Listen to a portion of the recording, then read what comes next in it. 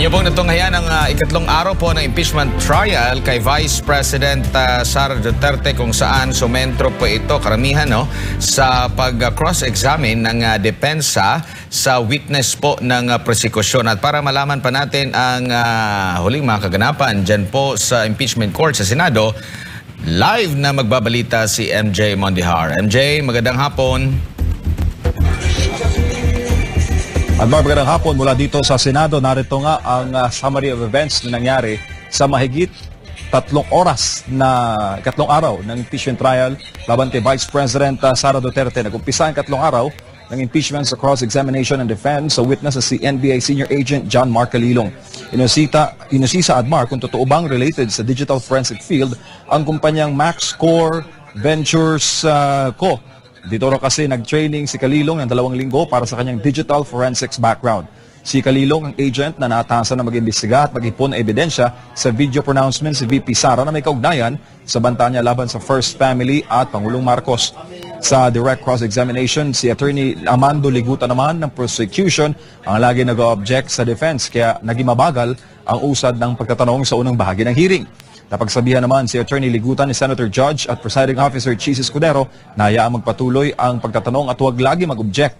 Ipinakita naman ni Attorney CJ Narvasa ng Defense Panel ang DOJ certification ni DOJ Senior Assistant State Prosecutor J.V. Bandung na nagsasabi na ang complaint referral ay hindi naglalaman ng elements of crime kasama na ang rekomendasyon na case build-up. Hindi rin daw offended party ang NBI kaugnay sa banta ni VP Sara. Nangangahulugan ito na hilaw o hindi pa sapat ang mga kasalukuyang dokumento at ebidensya para patunayan na may naganap ngang krimen.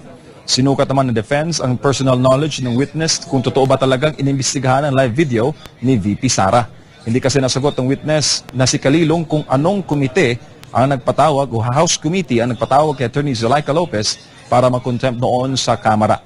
Ang pagharap ni Attorney Lopez na Chief of Staff ni VP sa live press con ay nangyari bago nasabi ni VP Sara ang banta kay PBBM. Ayon naman sa defense, kung totoong naimbestiga si Calilong, dapat raw nasasagot niya ang mga tanong. Nanindigan naman si Calilong na hindi AI-generated ang video ni VP Sara na ipresenta sa impeachment court. Handa naman raw ang prosekusyon na magpresenta ng witness kaugnay doon sa sinasabing hitman na inutusan ni VP laban sa First Family. Sa pagtatanong naman ni Senator Judge Alan Peter Cayetano, iginiit ni Calilong na conditional threat ang nasa affidavit ng NBI patungkol doon sa banta ng Pangulo o sa banta ng ikalawang Pangulo. Malino kasi nakasaad doon sa gagana lamang ang banta kapag may mangyari daw na masama sa Vice Presidente. Samantala, nilino naman ni Senator Judge Cayetano na competent witness lamang si Calilong at hindi isang expert witness. Magkaiba raw kasi ang competent at expert witness. Natapos bandang 4:40 ng hapon ang pagsalang ni Calilong sa direct cross-examination Admar at maaga natapos ang pagdinig ngayong hapon at sa susunod na linggo, July 13, 14, 15, may mga bagong ipaharap na mga witness ang House Prosecution. Kabilang dito si NBI Director Melvin Matibag. At ipipresent nila din itong si NBI Regional Director Jeremy Lotok ngayong Lunes. At pinasapitan din nila si Attorney Zulaika Lopez para nga paharapin at paimbestigahan o isali dito sa mga pagdinig kaugnay sa impeachment trial ni VP Sara Duterte.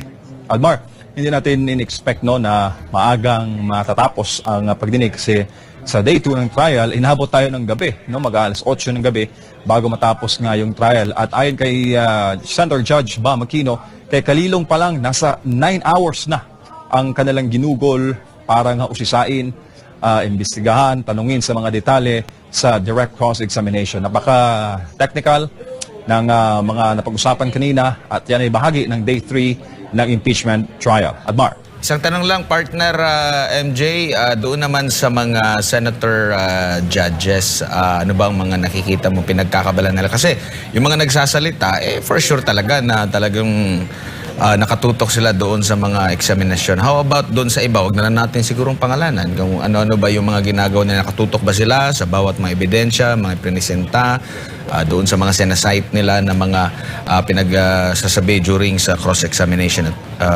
MJ?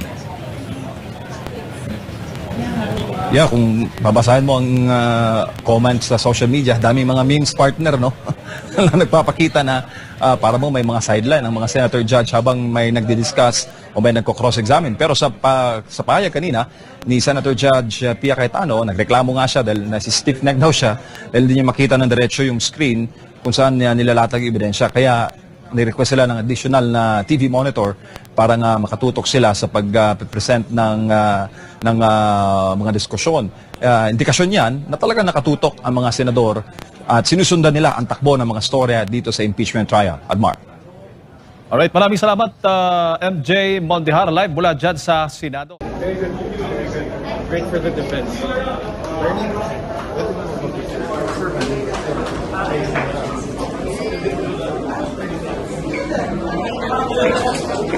For impeachment trial. So far, so good.